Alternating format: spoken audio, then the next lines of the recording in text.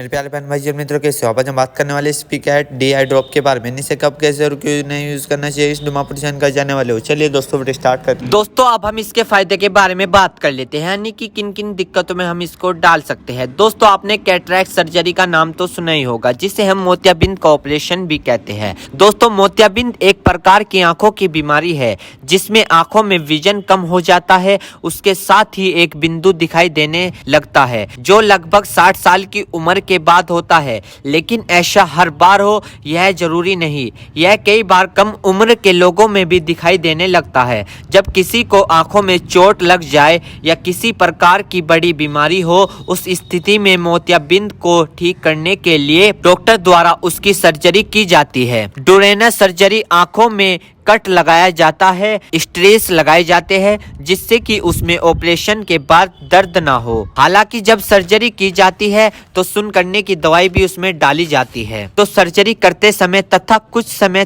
तक दर्द नहीं रहता, लेकिन जब इस दवा असर खत्म हो जाता है तो आंखों में तेज दर्द होना, सूजन आना, लालपन होना, कुछ इस तरह की अन्य प्रकार की समस्या होती है और इसको ठीक करने के लिए ये ड्रॉप दी जाती है। यानी कि अगर आपको ये दिक्कत होती है तो इन सभी को ठीक करने के लिए ये आई ड्रॉप डॉक्टर द्वारा दी जाती है। साथ ही मोलुकुल ओडेमा नाम की बीमारी है जो आंखों का पिछला एरिया है उसमें सूजन आ जाती है, जिसे डॉक्टर मोकुलर ओडेमा कहते हैं। और यह ज्यादातर मोतियाबिंद का ऑपरेशन डायबिटीज पेशेंट में किया जाता है, उसमें यह देखा जाता है और इस स्थिति में मरीज का विजन भी जा सकता है। तो उसको रिस्क कम करने के लिए डायबिटीज पेशेंट तथा अन्य मरीज को यह दवा ऑपरेशन के बाद लगातार डालने के लिए भी दी जाती है। यदि आपको डॉक्टर यह आई ड्रॉप लगातार डालने के लिए दे रहा है और आप इसको डाल नहीं रहे हो तो आपकी बीनाई भी जा सकती है, यानी कि आप अंधे भी हो सकते हो। तो जैसा डॉक्टर कहे